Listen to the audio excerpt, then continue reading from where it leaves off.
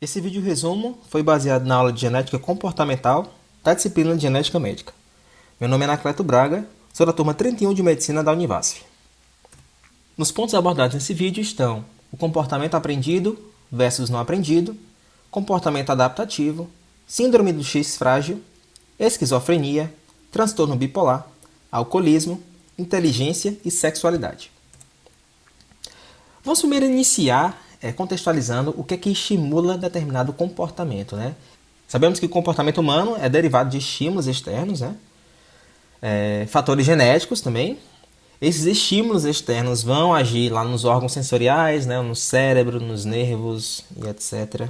Nossos órgãos efetores irão promover a ação, irão promover o comportamento a partir do estímulo externo mediado pelo sistema nervoso central.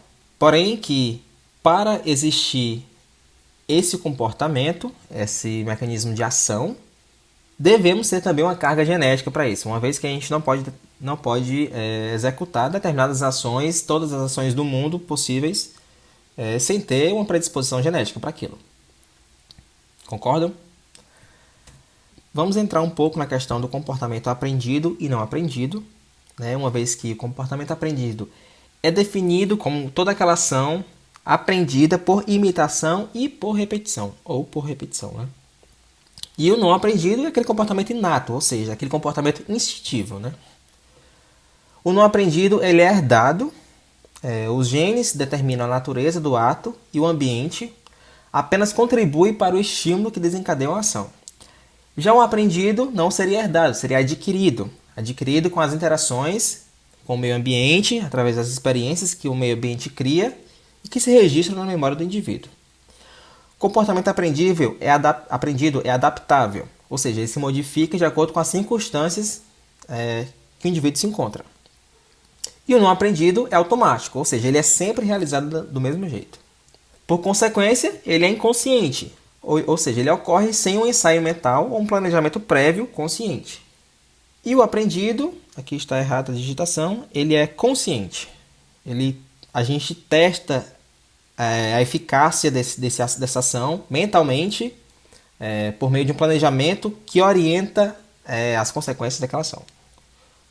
Ou seja, a gente pode ver que o comportamento é mais uma questão adaptativa, né? Necessita de uma maquinaria toda por trás para se desenvolver. Aí o que seria esse comportamento adaptativo em si, né? Já que eu mencionei. Todo comportamento adaptativo é feito para afetar o sucesso reprodutivo, ou seja, ele tem uma interferência no sucesso reprodutivo das espécies, né? Falando de maneira geral, sem ser restrita ao ser humano. O que isso quer dizer? A adaptação é uma característica físico-comportamental que o organismo apresenta pelo fato de ser portador de uma carga genética que facilita sua potência, que foi selecionada para a evolução para permitir o sucesso da espécie. Ou seja, preciso ter uma carga genética para poder executar determinada ação, por mais que o ambiente exerça uma influência. Ou seja, é necessária uma maquinaria genética para que determinadas ações se desencadeiem, como eu acabei de dizer. Aí vem a questão da epigênese, né? Ou seja, o que seria a epigênese? A epigênese seria justamente essa questão da genética adaptativa às circunstâncias. O comportamento é adaptativo, necessita de uma maquinaria para o desenvolvimento, como acabei de mencionar. O desenvolvimento comportamental é resultado das interações entre fatores genéticos e ambientais. Isoladamente, esses fatores não são capazes de desenvolver uma conduta.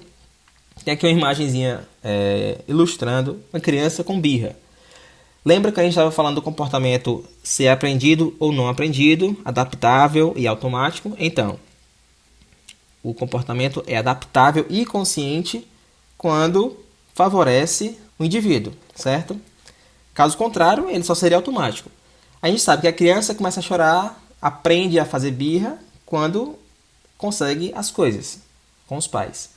É só um exemplo, tá, gente? Uma vez que ele aprende que fazendo birra ele vai conseguir determinada coisa, ele vai sempre fazer. Ou seja, ele adaptou o comportamento conscientemente para poder obter o sucesso. Aí a influência genética do campo do comportamento, né? A gente trouxe aqui um gráfico de uma pesquisa da Science que mostra a influência entre gêmeos monozigóticos e dizigóticos na expressão de determinadas doenças comportamentais, digamos assim.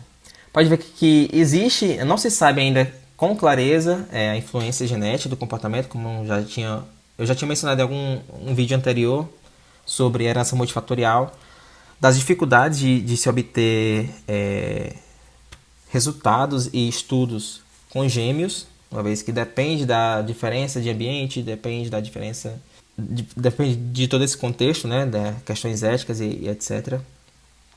E, enfim, aqui mostra um gráfico com algumas síndromes, algumas doenças e a prevalência delas em gêmeos monozigóticos e dizigóticos.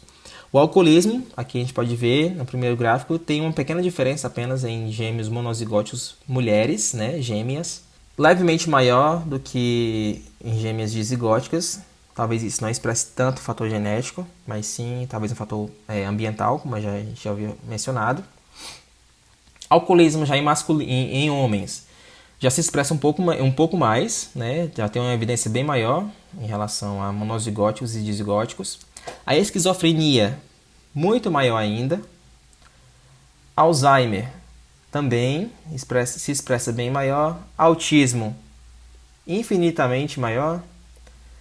Outras desordens afetivas, por exemplo, psicopatias e etc. Monozigóticos também tem um fator genético sugestivo de ser mais prevalente. E questões de leitura, dislexia e etc. também.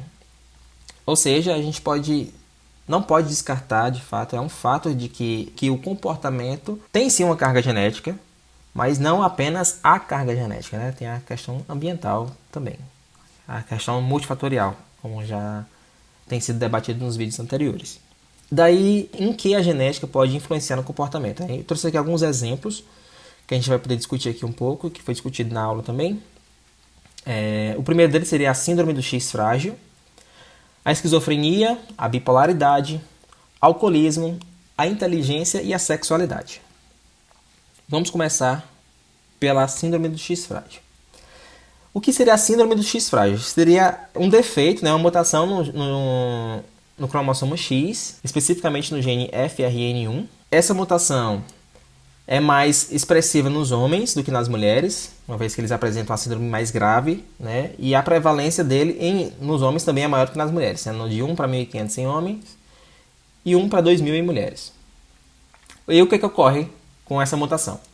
Ocorre um comprometimento da área cognitiva, um retardo mental, hiperatividade, agressividade, e os indivíduos geralmente vão apresentar faces típicas, por exemplo, orelhas proeminentes e rosto alongado. No caso da síndrome do X frágil, a mensuração do componente genético é possível porque temos conhecimento da origem do defeito, né? Assim como, por exemplo, a síndrome de Down e etc. Aí qual é a responsabilidade do gene FRN1? Ele é formado por várias trincas de citosina, guanina, guanina. Nós, indivíduos normais, a maioria dos indivíduos normais, possuem cerca de 60 cópias dessas trincas, ok? Os indivíduos afetados possuirão mais de 200 cópias. Aí, os indivíduos que estão entre 60 e 200 cópias não serão afetados, mas são considerados pré-mutados, ou seja, eles possuem um risco maior de herdabilidade. Na verdade, de passar esses genes para as gerações futuras. E uma hora, algum indivíduo vai vir a desenvolver a doença por questões mutagênicas. O que ocorre na síndrome do X frágil com relação ao comportamento é que a expressão desses comportamentos vai ser favorecido com o ambiente em que o indivíduo está, uma vez que a capacidade cognitiva varia muito dos estímulos externos que ele tem. Outra doença também que eu trouxe para ilustrar seria a esquizofrenia. Trata-se de uma perturbação psiquiátrica causada por comportamento psicótico. Podemos chegar ao diagnóstico de esquizofrenia a partir da disfunção social, com pelo menos 6 meses de persistência dessa disfunção. 1% da população mundial é afetada pela esquizofrenia, 1% mundial e 1% brasileira, tá? E 30% dos pacientes psiquiátricos brasileiros são portadores de esquizofrenia. O risco de esquizofrenia já foi mostrado em estudos em histórico familiar é de 5 a 10 vezes maior, ou seja, se eu tiver um parente com histórico de esquizofrenia, os riscos são quintuplados, digamos assim. Em relação à agregação familiar, gêmeos monozigóticos mostraram-se uma concordância de 48%, enquanto gêmeos dizigóticos de apenas 17%. Aí vem aquela questão da agregação familiar retirando a carga genética, né? Uma vez que os filhos adotivos, que são filhos biológicos de esquizofrênicos, vieram apresentar esquizofrenia em 17%. Ou seja, a gente pode ver que a questão ambiental, o meio, vai interferir na relação dos gatilhos e sintomas, certo? Aqui eu trouxe uma imagem com alguns genes já catalogados, né, digamos assim, porque existem muitos dos genes causadores da esquizofrenia que interferem na expressão da esquizofrenia, na verdade, né? E aqui são só alguns que foram descritos. E diferente da síndrome do X frágil, a esquizofrenia não possui uma origem certa e delimitada. E os fatores ambientais são bastante relevantes na expressão da doença. Outra doença seria o transtorno bipolar. Trata-se de uma alternação de episódios de euforia, chamamos de mania, e de depressão, com épocas de normalidade. O transtorno bipolar possui um diagnóstico difícil, uma vez que os indivíduos geralmente, por apresentar essa alternação de euforia e depressão, dificilmente a gente consegue chegar ao diagnóstico do paciente, porque algumas pessoas podem expressar um momento de euforia por X anos, 10 anos, e ter 2 anos de depressão. E voltar a ter euforia e depois voltar a ter depressão. Tipo, essa linha temporal dificulta muito o processo de diagnóstico desses indivíduos. 2,5 milhões de brasileiros apresentam a forma grave do transtorno bipolar. Interessante destacar que o transtorno bipolar é classificado em mania, hipomania, ou seja, depressão, que também é classificado como um transtorno bipolar tipo 2, hipermania, a euforia, ou transtorno bipolar tipo 1, e o transtorno depressivo maior, que é o transtorno bipolar tipo 3. Os homens e as mulheres apresentam a mesma proporção de transtorno bipolar de maneira geral, porém as mulheres são mais prevalentes na hipomania, ou seja, na depressão tipo 2. Foi visto que estudos mostraram que a herdabilidade do transtorno bipolar afeta os indivíduos diferentemente com o tipo de transtorno. Por exemplo, indivíduos com histórico familiar de transtorno bipolar tipo 1 têm de 4 a 24% de chance de desenvolverem, tipo 2 de 1 a 5% e tipo 3 de 3 a 24%. Assim como na esquizofrenia, não existe um padrão de herdabilidade bem definido, porém o fator ambiental está evidente na expressão da doença. Outro fator também seria o alcoolismo. Muitas pessoas já devem saber de que é que se trata, mas é um conjunto de problemas relacionados ao consumo excessivo e compulsório de álcool, né? Já foi sim provado que existem fatores genéticos que predispõem à dependência ao consumo de drogas, não só ao álcool, mas em drogas em geral, né? A dependência. O alcoolismo pode ser classificado em alcoolismo do tipo 1, ou seja, aquele indivíduo que tem dificuldade de controle, porém possui uma maior prevenção de danos. Ou seja, ele é mais cauteloso, embora saiba da sua condição. Ele toma precauções, pelo menos. Seria o que chamamos de bêbado consciente, né? Tô brincando. E o alcoolismo tipo 2, que seriam os indivíduos já inconsequentes das suas ações e com baixa prevenção de danos. Ou seja, tá nem aí, certo?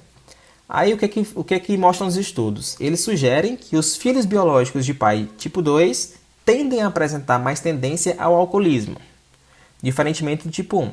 Aí vem aquela discussão da relação ambiental e multifatorial. Esses filhos teriam mais tendência a desenvolver o alcoolismo pelo fato do pai carregar o gene que predispõe à dependência ou pelo pai favorecer um ambiente para o consumo do álcool, né? Devido a ele ser já de baixa prevenção de danos. Lembra disso. O fator ambiental aí já causa essa dúvida e essa discussão em relação ao alcoolismo, em relação ao peso da genética e o peso do meio ambiente. acabei de mencionar, o ambiente favorece o consumo? Aí fica a interrogação, se realmente favorece o consumo ou se são os genes que afetam isso. Um dos sintomas do alcoolismo: dependência, abstinência, intoxicação, distúrbios sexuais. A síndrome alcoólica fetal, quando a mãe alcoólatra consome excessos de álcool, vai afetar o desenvolvimento do bebê. Síndrome da abstinência. Trata-se de ansiedade, fadiga, sudorese, vômitos, depressão, convulsões e alucinações. Delírios tremens.